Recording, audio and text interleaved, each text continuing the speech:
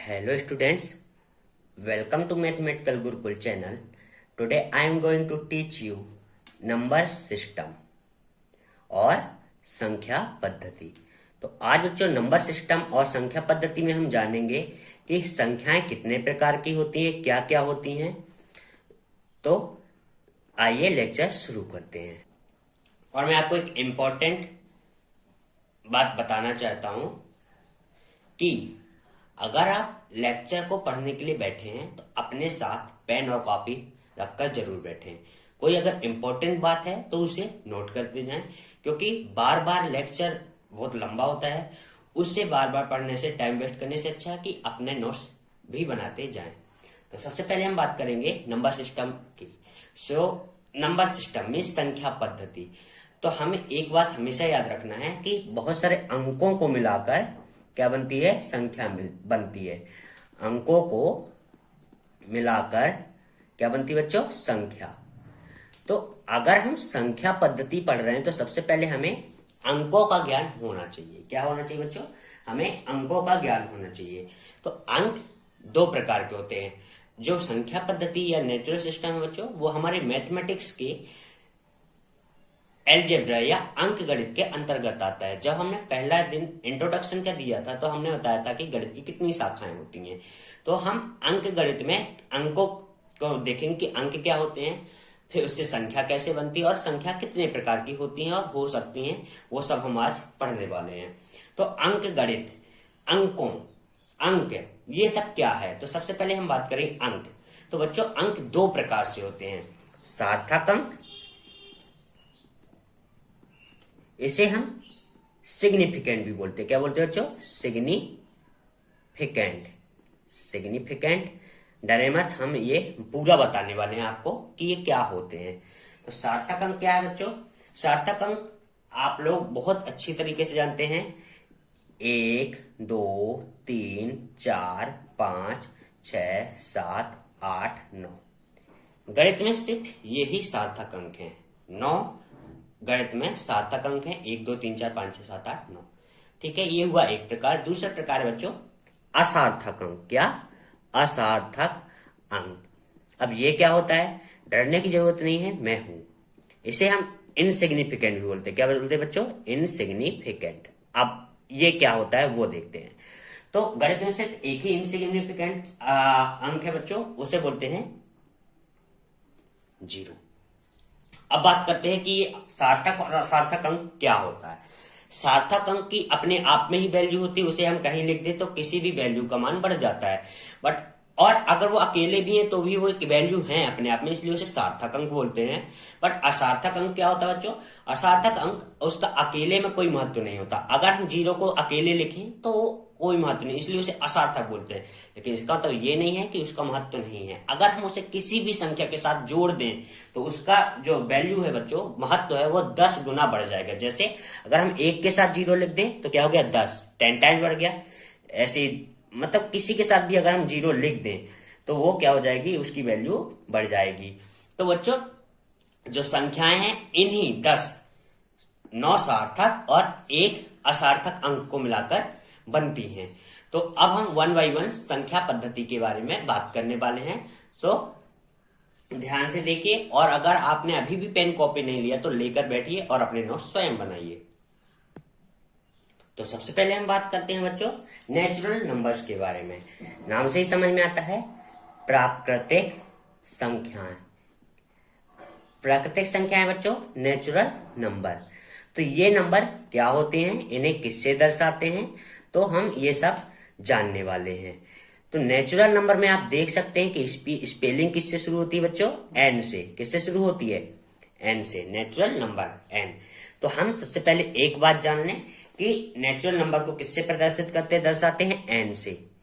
Natural number को किससे दर्शाते हैं, एन से। ठीक है, अब नेचुरल नंबर होती क्या है। सो ऐसी संख्याएं जिनका उपयोग गणना करने में किया जाता है उसे हम नेचुरल नंबर कहते हैं। गणना करने में जैसे कि नंबर संख्या है 0, सॉरी जो 0 नहीं आएगा, इसमें क्या आएगा, 1, 2, 3, 4, 5, ऐसे इनफाइनाइट तक। ऐसी संख्या है जिनका इसकी परिभाषा में लिख देता हूं, आप लोग नोट कर लीजिए। ये संख्याएं, कौन सी संख्या है? ये संख्या नेचुरल नंबर, प्राकृतिक संख्याएं गणना करने में प्रयुक्त की जाती हैं। तो बच्चों, जो संख्याएं गणना करने में प्रयुक्त की जाती हैं उसे हम क्या बोलते हैं? Natural number. सेकंड बात करेंगे हम पूर्ण संख्याओं के बारे में। पहले तो बात कर ली हमने किसकी? नेचुरल नंबर, प्राकृतिक संख्याओं के बारे में। अब बात करेंगे पूर्ण संख्याएं। अब नाम से समझ में आता बच्चों, सिंपल सी क्या ट्रिक है प्राकृतिक संख्याओं की। अगर हम सार्थक संख्याओं को बात करते हैं तो वो नेचुरल नंबर में आ जाएंगी। बट अब बात करते हैं हम पूर्ण संख्याओं के बारे में। पूर्ण संख्याओं को बोलते हैं होल नंबर। क्या बोलते हैं? Whole number. अब हम यहां से एक बात और जान लें कि होल नंबर की स्पेलिंग शुरू होती है W से। मीन्स ये कन्फर्म है कि पूर्ण संख्या को हम W से प्रदर्शित करेंगे। किससे प्रदर्शित करेंगे? W से। अगर हम प्राकृतिक संख्याओं में, किसको? शून्य को, किसको बच्चों? प्राकृतिक संख्याओं में शून्य को सम्मिलित कर दिया जाए। किसको सम्मिलित कर दिया जाए? शून्य को सम्मिलित कर दिया जाए तो वो क्या हो जाएगी? पूर्ण संख्याएं बन जाएंगी। क्या बन जाएंगी? पूर्ण संख्याएं बन जाएंगी। मीन्स अगर नेचुरल नंबर क्या था बच्चों? 1 2 3 4 5 6 और मतलब इनफाइनाइट तक जा रहा है। अगर हम इसमें शून्य को सम्मिलित कर दे 0 1 2 3 4, तो ये हमारी बच्चों पूर्ण संख्या में बदल जाएगी। अब बात करते हैं बच्चों पूर्णांक के बारे में। पूर्णांक को इंटीजर्स बोलते हैं। अब आप समझ गए हो, कॉमन सेंस की बात है कि पूर्णांक को किससे प्रदर्शित करते हैं हम? आई से। अब नाम में समझ आता पूर्ण अंक मीन्स, पूर्ण अंक मीन्स इसमें पूर्ण संख्याएं सम्मिलित हैं। क्या सम्मिलित है बच्चों? पूर्ण संख्याएं सम्मिलित हैं प्लस और भी कुछ है। तो हम अगर पूर्ण संख्या में जो हमारी प्राकृतिक संख्याएं थी उन्हें ऋण चिन्ह के साथ सम्मिलित कर दें। फिर से ध्यान से सुनिएगा। पूर्ण संख्या में पहले हम पूर्ण संख्या लिख लेते हैं तो आपका जो डाउट है वो दूर हो जाएगा। पूर्ण संख्याएं ये हो गई पूर्ण संख्याएं।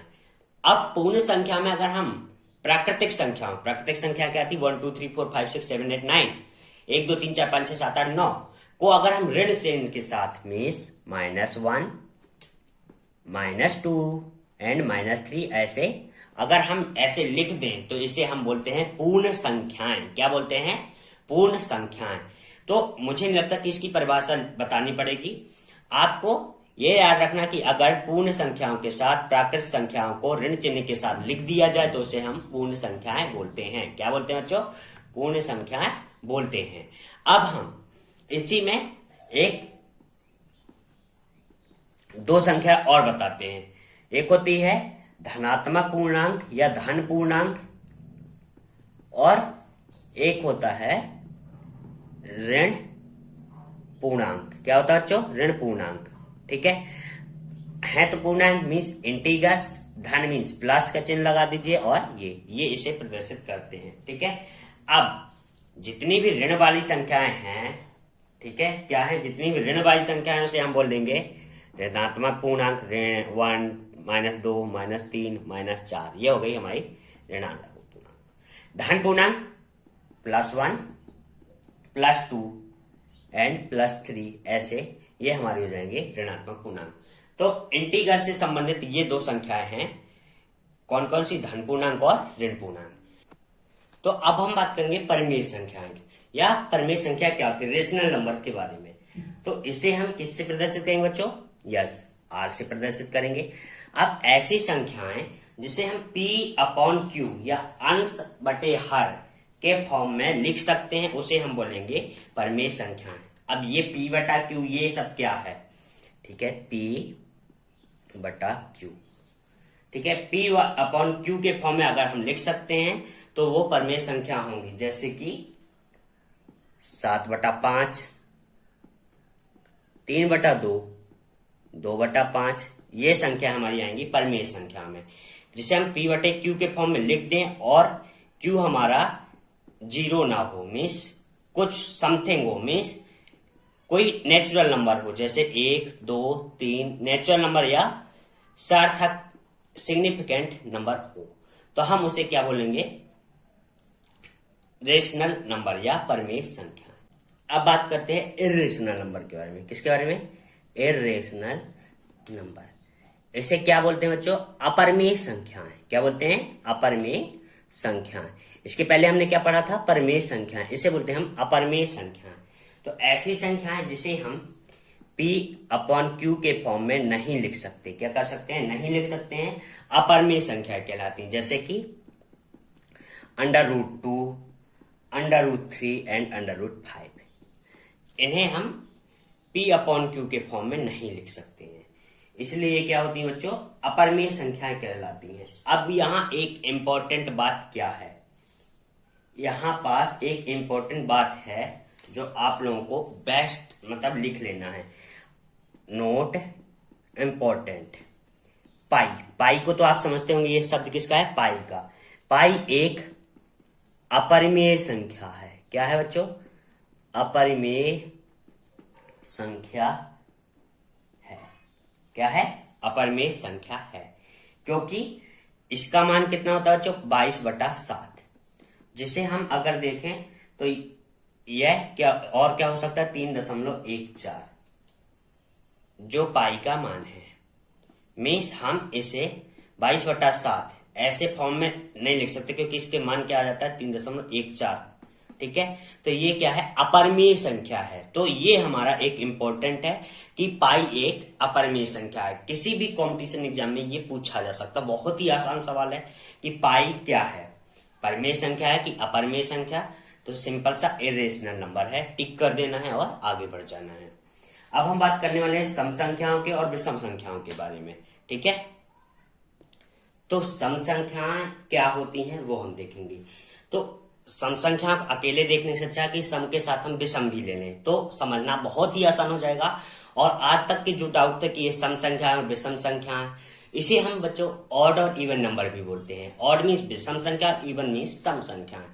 तो अगर इन्हें हम एक साथ पढ़ें तो बहुत ही आसान हो जाएगा। और आज आपका क्लियर, मैं 100% गारंटी लेता हूं आपका डाउट क्लियर हो जाएगा कि सम संख्या और विषम संख्या आखिर होती क्या है। तो सबसे पहले बात करते हैं सम संख्या। ठीक है, और साथ साथ हमने बोला है कि हम विषम संख्या भी पढ़ेंगे, तो हम एक साथ लिख लेते हैं विषम संख्याएं। अब हमने क्या बोला, इसे बोलते हैं इवन नंबर और इसे बोलते हैं ऑड नंबर। क्या बोलते हैं, ऑड नंबर। ठीक है, अब ऐसी संख्याएं जो 2 से पूरी तरह विभाजित हो जाती हैं उसे हम बोलेंगे सम संख्याएं। ये हमारी होगी परिभाषा। ठीक है, लेकिन मैं बोलता हूं ये सब भूल जाइए। आपको 2 का पहाड़ आता है, आता नहीं आता, उसे हम 5 तक पढ़ेंगे। 2, 2 दूनी 4, 2 तीन 6, 2 चौको 8, 2 पंचे 10, 2 पंचे 10। ठीक है, ऐसी संख्याएं, क्या, ऐसी संख्याएं जिनके इकाई का अंक अगर 2, 4, 6, 8 या 0 है। क्या बोला बच्चों, इकाई का अंक 2, 4, 6, 8, 0 है, वो सम संख्याएं कहलाएंगी। अब हम क्या करते हैं, पहले अंक लिख लेते हैं, सार्थक और असार्थक। हमारे पास कितने अंक थे बच्चों, 10। 1, 2, 3, 4, 5, 6, 7, 8, 9 और 0। ये हमारे पास क्या हो गए, अंक हो गए। क्या हो गए, अंक 9 और 0 हो गए। अब हम बात करते हैं सम संख्याओं की। तो मैंने क्या बोला, जिसके एक पहले 2 का पहाड़ा 5 तक पढ़ लो, 2, 4, 6, 8, 10। अब जिसके इकाई के अंक में ये संख्याएं हैं, मतलब वो क्या होंगी, सम संख्याएं। अब विषम संख्याएं की बात करते हैं सबसे, तो हम सार्थक अंकों की तरफ जाते हैं। जो हमारी सम संख्या में है उसको गोला लगा देते हैं, 2, 4, 6, 8 और 0।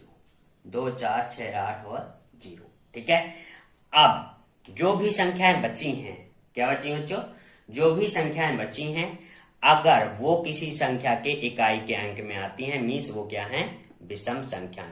क्या क्या बची हैं, 1, 3, 5, 7 और 9। क्या बची बच्चों, 1, 3, 5, 7 और 9।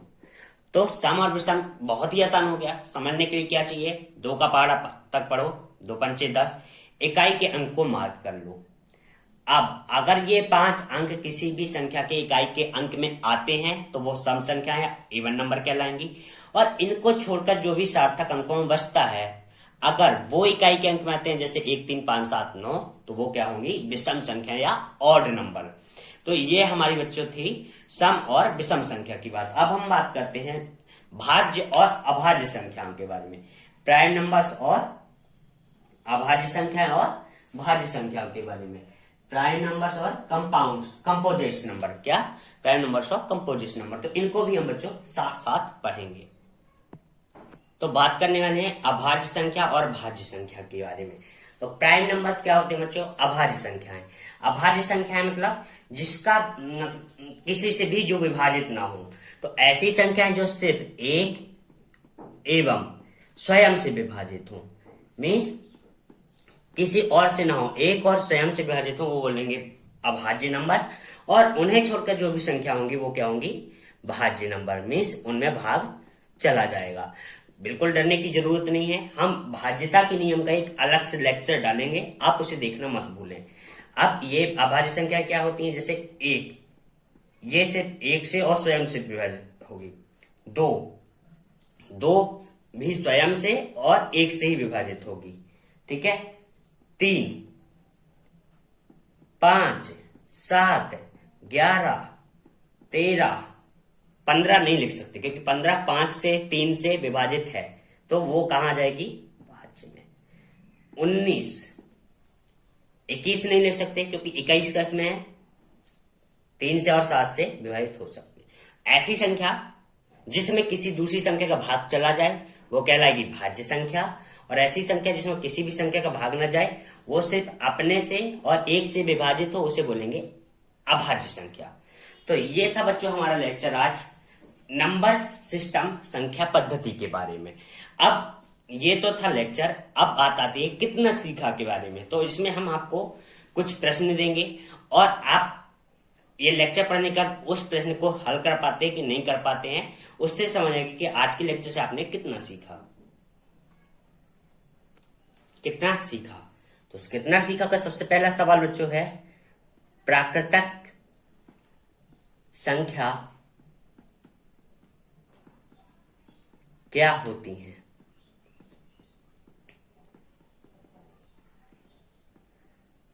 दूसरा सवाल है पाई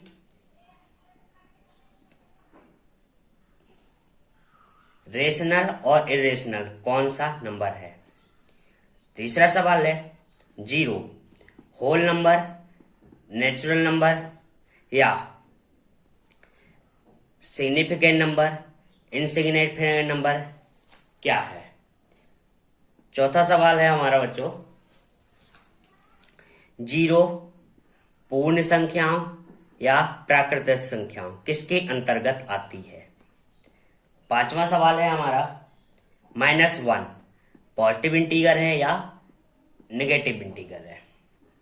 छठवां सवाल 7 अभाज्य संख्या है या भाज्य संख्या है। सातवां सवाल 3 अभाज्य संख्याओं के नाम लिखो या 3 अभाज्य संख्याएं लिखो। आठवां सवाल है किन्हीं भी 2 परमेय संख्याओं को लिखो। नौवां सवाल है किन्हीं 2